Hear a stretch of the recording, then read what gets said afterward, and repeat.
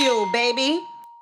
A lot of people don't know that Madonna was a part of the playlist. I would check this out. A lot of people don't know when Madonna first came out, she was a black artist. Madonna was like Mariah Carey. Yeah, she was. She came out, she was on the same label, Side Warner Brothers, with Ice-T, and Jermaine Dupri had a group called Silk Time Leather. My mother loved Madonna when she first came out. The first single, it was Everybody. It was a song called Everybody. She loved Madonna, bro.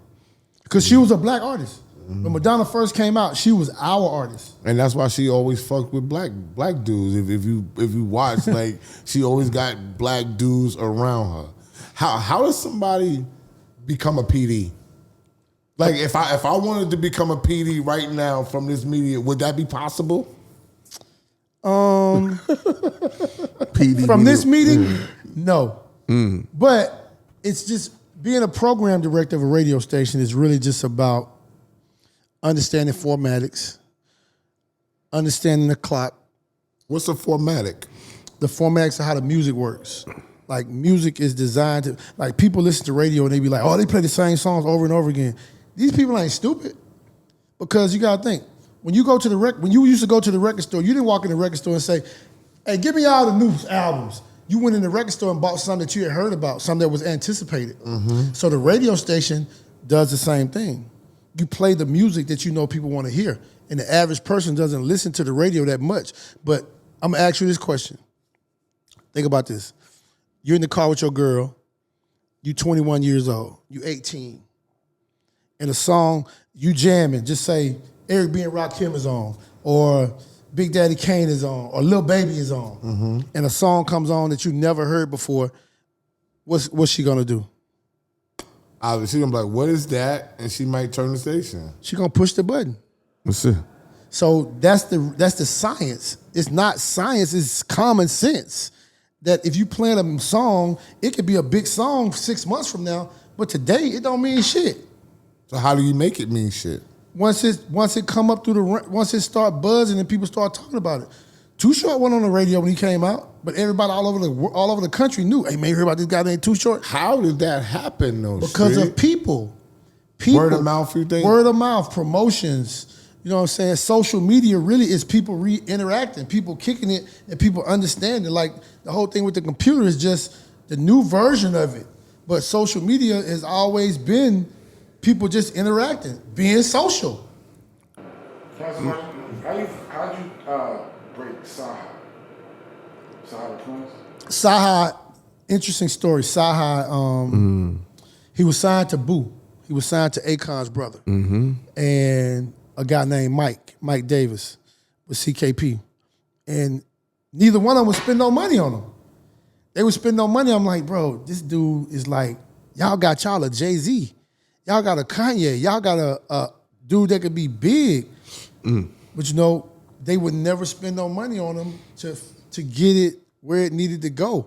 So didn't Outkast have something to do with Saha the Press too? He helped with management later on. Okay. But when I got with him, I was like, bro, you could be big, bro.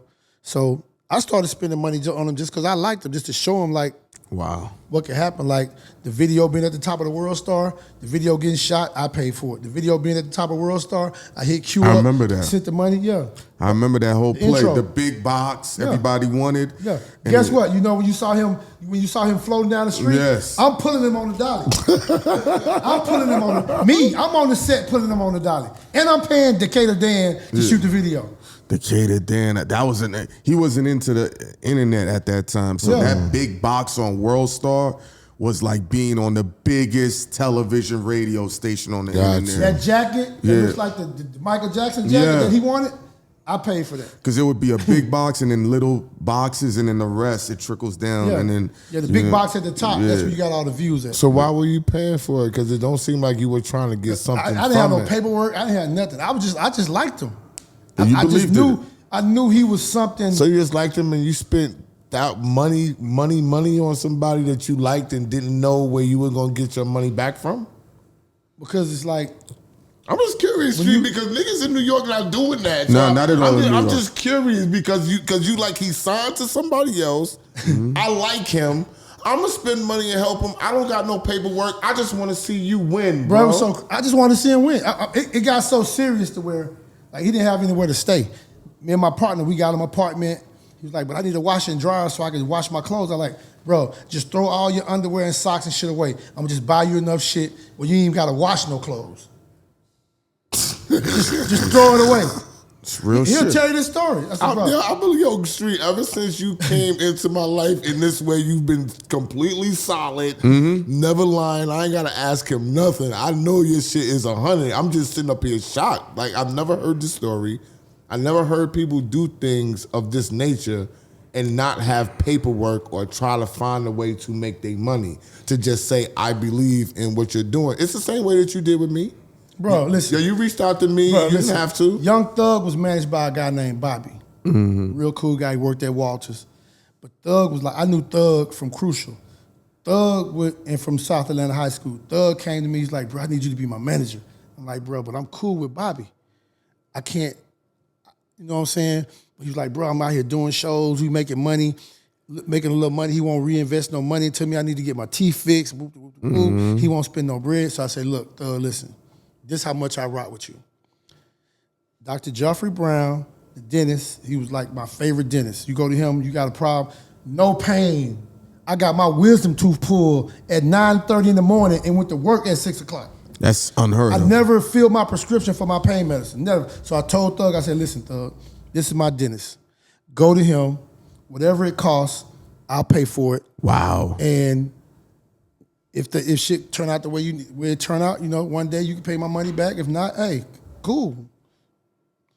I think he went to 1 or 2 appointments and never went back.